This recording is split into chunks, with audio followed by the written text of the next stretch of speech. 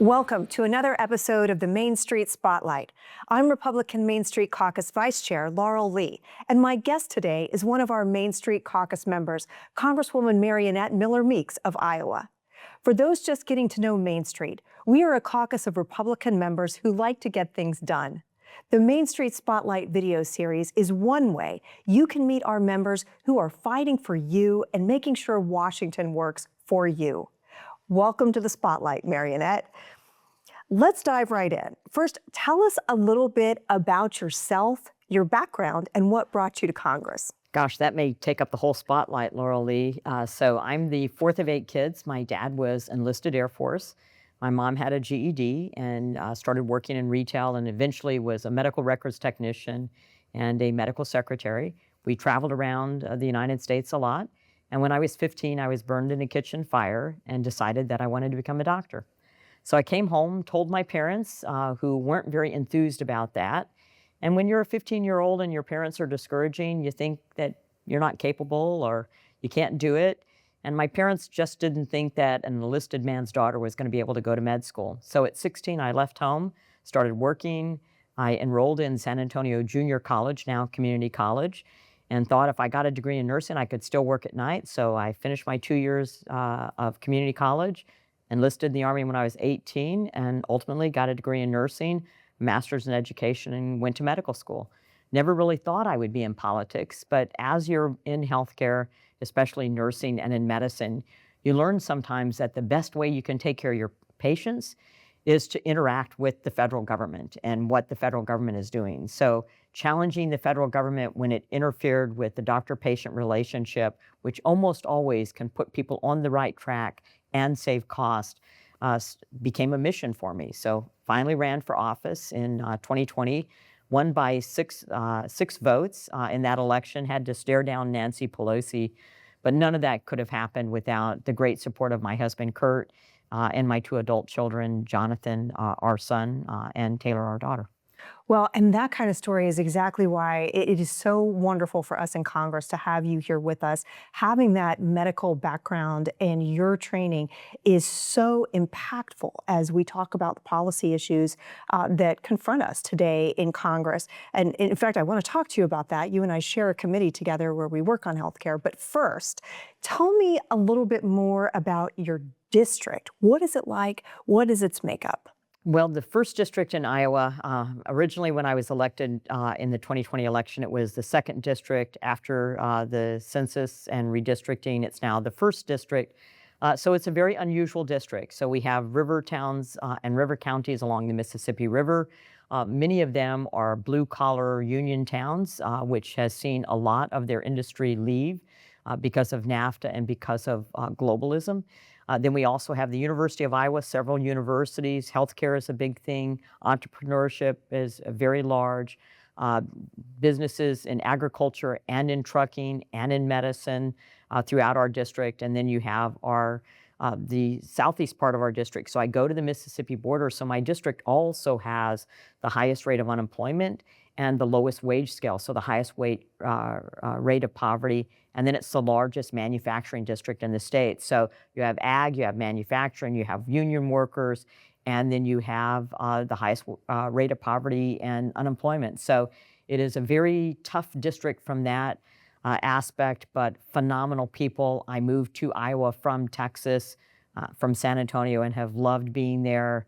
Just great people, hardworking people, and Iowa nice is really a thing.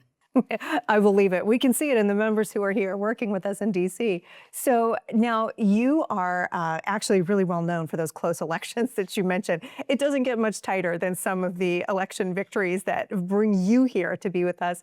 After you were elected, what made you decide to get involved and join the Main Street Caucus? That one was easy. It was a caucus. It was one of the first caucuses I joined. And it was because it's focused, number one, as a veteran and as a doctor, you want to execute. We solve problems. That's what we do. It's a skill set that we have in those areas. And so I wanted to get things done. I wanted to execute, and I wanted to solve problems for the people in my district. Entrepreneurship as a former small business owner, I've been signing the front of a paycheck as well as signing the back of a paycheck. Supporting small businesses, supporting Main Street businesses, supporting economic growth. When you watch a town die, there's nothing more heart-wrenching than seeing an area where jobs leave, people leave, schools leave. And so making sure that rural Iowa can thrive and fulfill a potential, and that support that we give them.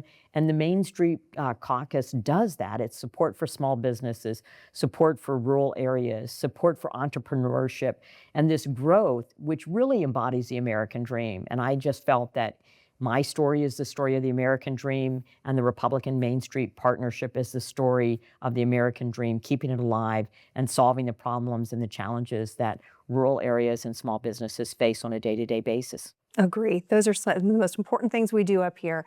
And now, on that note, you and I serve together on the Committee on Energy and Commerce, and you are also a member of the Veterans Affairs Committee. Tell us a little bit about your top legislative priorities. Well, certainly on Veterans Affairs, I think our top mission has to be getting veterans access to care that they've earned, especially when it comes to PTSD, brain health, suicide prevention. As we know, the suicide rate has not decreased despite the increasing amounts of money that has gone into that funding. So looking at emerging breakthrough therapy, suicide prevention, working with community care groups, the technology, any of those things that can help to bring that suicide rate down among our veterans. But also back in the district, veterans know that I've got their back. So, I'm not named six-pack for nothing. We really have their back. And so it's not unusual for me to be around veterans, to be at a Legion where they have a pancake breakfast, supporting those veterans, and then listening to what it is they have to say. So some veterans want to have access to community care. Some veterans want to go to the VA. Making sure that those options and those choices exist for veterans is really important. On the Energy and Commerce Committee, I'm one of the few members of Congress that have both healthcare experience and energy experience. So Iowa is an energy state, whether it's biofuels, geothermal, we have wind, solar, our nuclear power plant that had shut down is now going to be reopened.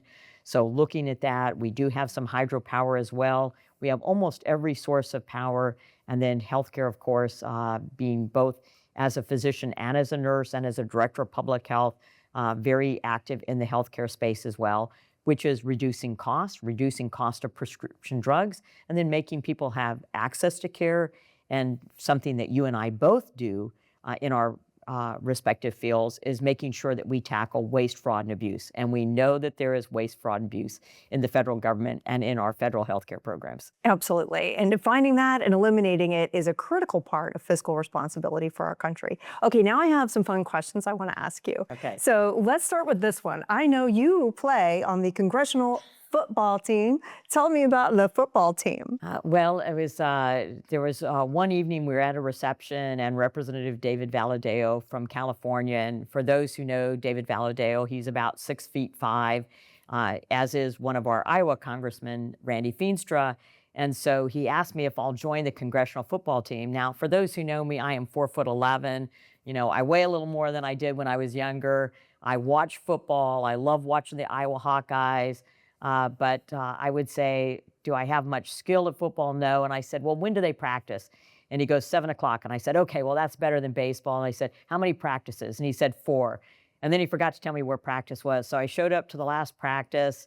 I ended up watching the game, and we're at the game. And I say to Representative Crawford, who is the center, I said, well, I could do that. And he goes, yeah, you probably could. I'll teach you. And I go, so at halftime, he's teaching me what to do as a center. And so my only play on the field, it was near the end of the game.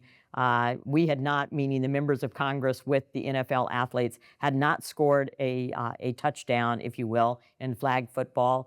So I go out, I'm at the scrimmage line, and all of my team is back in the back. And I look at the Capitol Police and I go, am I supposed to be with them? And they said, yes, ma'am, you are. That's your huddle. So I run over to the huddle. I have no idea what they're talking about. They start saying some numbers. I go back to the scrimmage line. I'm sitting there, and all I could think of is, I got to get the ball to the quarterback. I got to get the ball to the quarterback. I forgot to ask when I was supposed to hike the ball. So I'm sitting there, they rattle off numbers, I hike the ball, Tom gets it, he sends it off to one of the NFL players, and it was the only touchdown that the members of Congress had the entire game, and I was the only member of Congress that touched the ball. So that's Nicely my done. claim to fame, is that I'm probably the worst sinner we've ever had. But you got it done. Yeah, you got it done. Not just on the team, point scoring member of the team. So, and then one more. I understand that you recently became a grandmother. Tell us about I that. did. Well, it was very exciting. My husband and I, we don't pressure either of our two children. Both got married a little later, as many young people do today.